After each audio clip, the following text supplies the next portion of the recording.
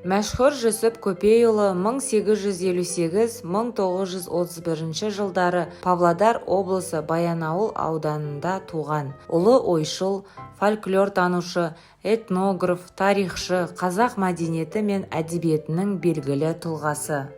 Мәшһүр Жүсіп араб және парсы тілдерін жетік білгенімен қоймай, көп тілді білген ғұлама.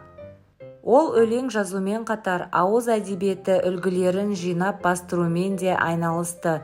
Шежірелер мен айтыстарды, көптеген тарихи жырларды хатқа түсіріп, кейінгі ұрпаққа аманаттады. Сонымен бірге ол күллі ғұмырын қазақ халқын сауаттандыруға жұмсады десек те болады.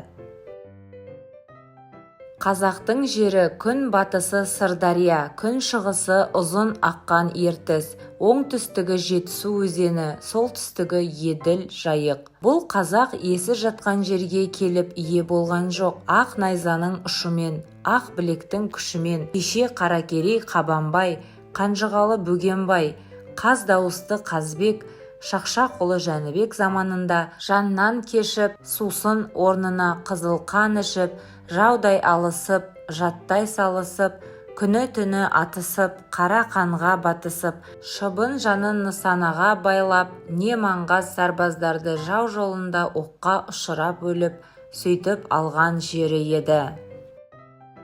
Дүниедегі ең асыл тіл араб тілі, одан кейін түрік тілі. Түрік тілінің ішіндегі гауһары қазақ тілі. Қазақ тілінен асыл, қазақ тілінен бай тіл жоқ. Сол ата-бабаның тілі болған қазақ тілін осы күнгі қазақтың жалғызы білмейді. Егер қазақ тілін білсе, дін де осында, ғылым білім де осында.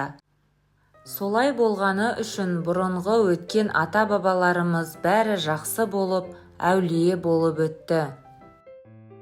Кедейлік үш ағайынды болады.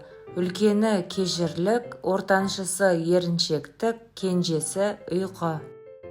Не нәрсе талаптансаң табылады.